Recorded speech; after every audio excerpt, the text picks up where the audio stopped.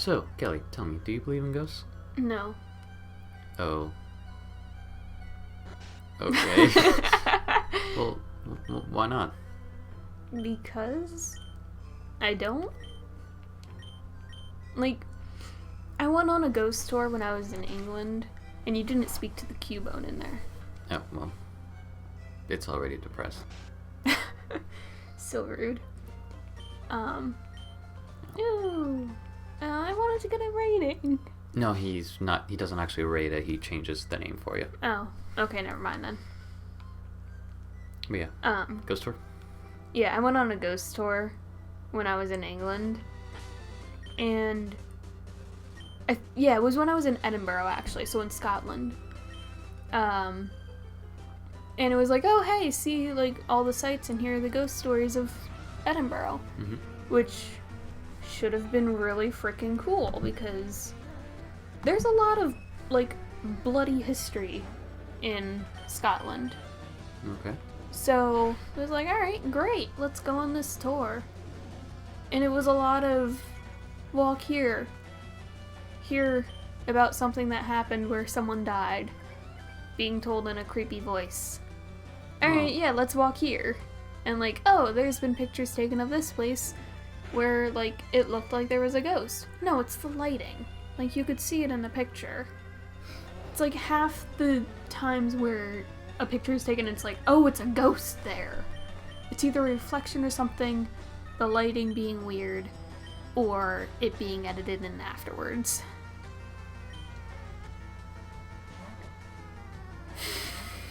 Yeah. Sorry, it's... No, as a, as a hobbyist and, amateur ghost hunter, it's interesting to hear the skeptic perspective of things. Yeah.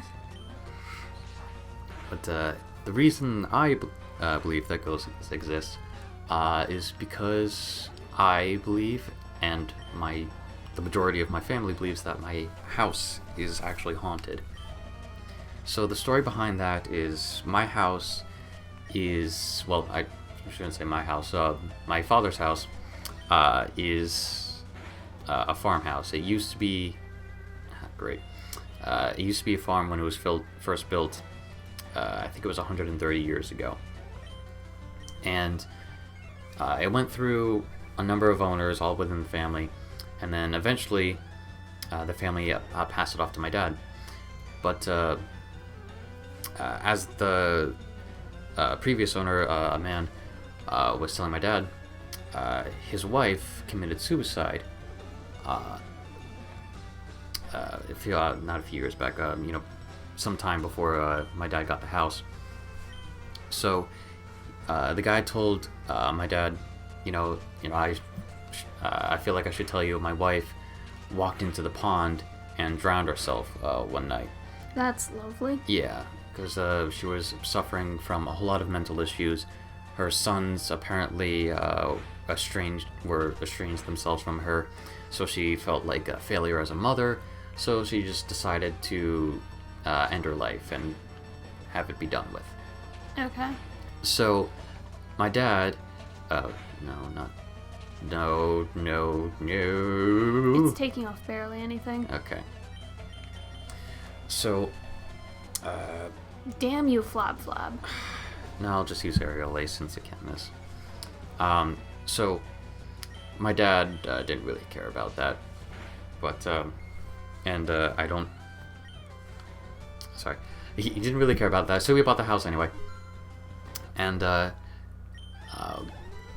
the years went on, he started noticing some weird things happening, like things falling off shelves or weird noises and whatnot. And for a while, he just chalked it up to it being an old house, and old houses settle and whatnot. But then, as years and years went by, more violent things started happening. Like one time, my sister was taking a shower, and her razor flew. No, it's not. She didn't get sent to the hospital or anything, but the razor flew off the shelf and nicked her arm. Ugh. Yeah. Sorry, I have like this thing with like razors where whenever like you see a commercial and like a guy shaving or something like that, I always like start cringing and fearing that like they're gonna cut into themselves and it's just gonna be gory, bloody mess. And razors creep me out. Like I can handle shaving on my own, but like if I see someone else shaving, I need to get out of there. But anyway, Continue your story. Sorry. So things like that started happening. Now, for the first few years of my life. Don't. Okay. Yep. That's a lot, though. Oh wow, that was a lot. Holy shit. So for the first few years of my living there, maybe like the first 10 years of my life, my dad never mentioned that. Who do I want to send in? Who is it? It's Muck. Yeah. So my dad never mentioned that a woman had committed suicide at the house because you don't really. You don't tell your kids that. Yeah, you don't tell your kid that. But it's so cute. So one morning, as I was getting ready for school in 4th grade. What? Sorry, just Muck knows Harden. Yeah, I don't get it either. It's a ball of sludge. Alright. As I was getting ready for school,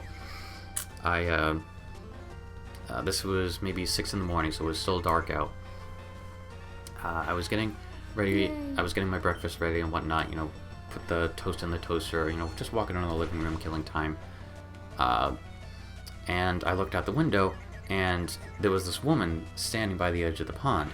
And it was this old-looking woman in a nightgown with really frazzled hair. So at first I thought it was just some weird stranger that was coming onto the property. So I thought about going upstairs and waking up my dad, telling him that there's some crazy lady, on our property. And then I saw her start to walk toward the water. Mm-hmm. So I kind of froze, because I didn't really know what to do. And then she started to fade away. And then there was a ball of light for a few seconds, and then the ball of light went away. So I told my dad that, because I was, I didn't know what the hell to think of that, because I was only 9 or 10 years old. So I told my dad about it, and he just, the color drained from his face. Mm-hmm. He's like, Nick, where did you hear that story? I'm like, it's not a story. I just saw it a few minutes ago. So he kind of leaned back in his bed and got up and went over to his office, where he pulled up. He sat me down. He was like, well, Nick, and he explained to me the story of the woman who committed suicide. Her name was Mildred, by the way. Lovely name. Yeah. So he told me about Mildred and the way she killed herself and whatnot, and it completely shocked him that I saw something like that, because he didn't believe in ghosts or anything like that. He was a skeptic like you for a number of years. And then after that, since we knew the story, whenever something kind of odd happened like that, we'd have fun with it. Mildred's just angry if a remote moved or got knocked off or something like that.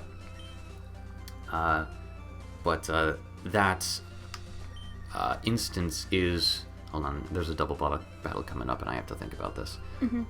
Let's see, I want to keep in Caesar, and I want to keep in Jessica. Okay, so after that, I got really, really interested in the paranormal, and that's how I went to the library, checked out all the books, started reading up. Aw, they're so cute. Yeah. Started reading up on, yeah, I know. Started reading up on psi abilities and ESP, and different creatures like the Loch Ness Monster and aliens and things like that, and that was my thing for quite a while. And let's see, let's do that and that. So fast forward about 4 years, I'm in 8th grade. Oh, wow. And by this time, my dad tells me that the way our house is, it didn't used to be as big as it is, and like there's an entire half of the house that just wasn't there when the farmers and Mildred lived there. Mm-hmm. So my bedroom used to be the master bedroom. That's where they slept. That's not creepy. Yeah. So it's bedtime, and I scoop up Chewie. Sorry, just thinking dead people had sex in your room. Sorry, continue. So I scoop up Chewie, my dog, and bring him upstairs so we can get ready for bed. And I get to the top of the stairs and open the door, and I see her again. She's floating there like she's suspended in water, and her hair is all, scraggling and, floating all about as if she's floating underwater. And she was there for about 2 seconds and then faded away. And at this point, I'd come to terms with the idea of, being around a ghost and things like that. So I was freaked out, but I didn't really, I didn't scream or anything because I'm not a screamer. But I just kind of got ready for bed and kind of just sat there, looking at Chewie, and he's looking at me like, who the fuck was that?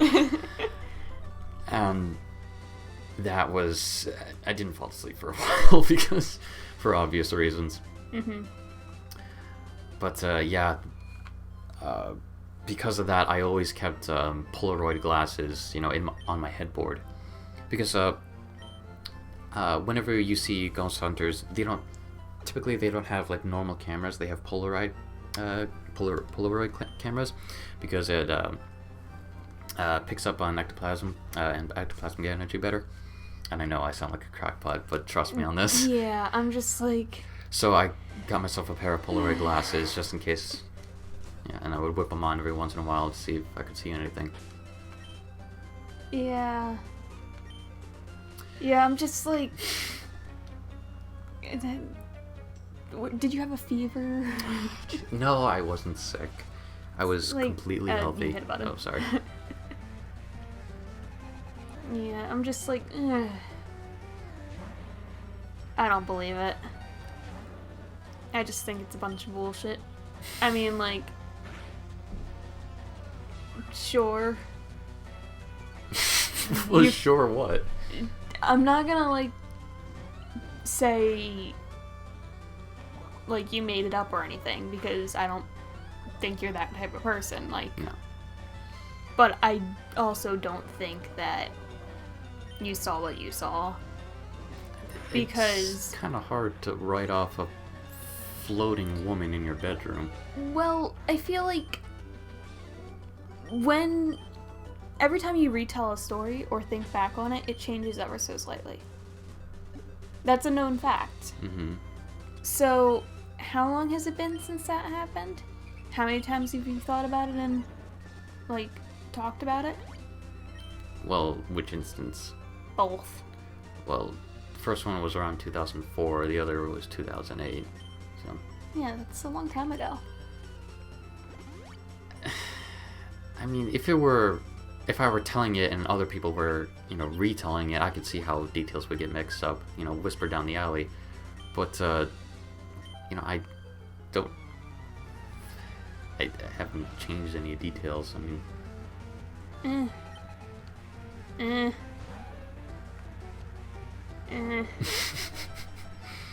So you talked for most of the episode.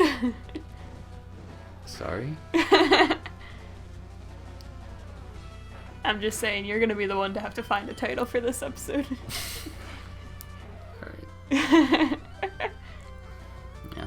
Ghost hunting stories. I actually, I was invited to join a ghost hunting group back in high school. But, unfortunately, I couldn't really go out with them. Because I was in high school, I didn't have a car. Did I have a car? That's right, it was right around the time I got into my first car accident. It was that weird in-between period. You've been a car accident? Mm-hmm. What? I was driving away from a friend's house, and I pulled into an intersection, and to the right of me was this really steep hill, and a girl was flying over that hill, and she didn't hit the brakes, even though I was in the middle of going across the intersection, and she T-boned me. Ooh. Yeah. And it was a classmate of mine, actually. Oh my god. So I don't think it was the next day that we had a class together, but I think it was 2 days afterward we had a class together and we sat next to each other. Oh, that's so awkward. Yeah. I've never been in a car accident where, like, I was a driver. Well, hopefully you never have to. I'm sure it'll happen at some point in my life. I can hope that it won't. As long as I don't get a van, I'll be fine. Wait. What, you mean driving a van or hit by a van? Driving a van. Because my family had what we like to call the hit me van. It was a green van that we had for about maybe a year and a half, 2 years max, before we decided we're getting rid of this thing. During that time, I was involved in 3 accidents where we got hit from behind. Ooh. Yeah, the one, like, my mom, like, sprained her neck or something during it, and was in, like, the neck brace, that's it, for a little while and everything. And during that one, that's the one I remember the most, because I was in the passenger seat, even though I shouldn't have been. Occasionally my parents would be like, okay, you've been good, you can sit in the front seat for once and everything, as like a little treat. And we were just going to the grocery store. So it was like, okay, it's not a far drive. It's 5 minutes down the road. We'll be fine. But right in front of the grocery store, we were stopped at a stoplight. Person behind us decided, I'm not gonna stop. Ugh. Rammed right into us. I only had like a cut on my neck from the seatbelt. But my mom like couldn't move, and I had to be the one to call up my dad and be like, we were in an accident. I had to climb through the back seat to like look at the damage and tell my mom how it was and everything. How old were you? I was pretty young. Like, I want to say I was younger than 10. Yeah. That's maybe around 10, yeah, actually. Yeah, I'm not sure my exact age. But yeah. That's the only thing that I'm, like, really superstitious on now. Like, I cannot be in a green van. Like, if someone's coming to pick me up and they have a green van, like, I'm not getting in that thing. Let's see, need to employ poison. I also just don't like vans in general now. But green ones especially. Dark green. Oh, this girl has a lot of Pokemon. Yeah. Oh, perfect. Are we gonna be able to finish this?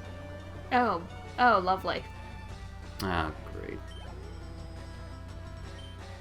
Ooh, Rattata, perfect. We can send in Caesar. Well, you need to finish it off quick, because this episode's supposed to be ending. Yeah, I know. I'll, run to the Pokemon Center off screen. Just need to get in one brick break. Yeah, it's the last Pokemon.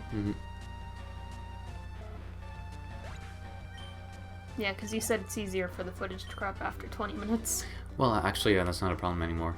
Oh yeah, because you got that system thing. Yeah, I got this amazing program called Handbrake that lets me convert footage.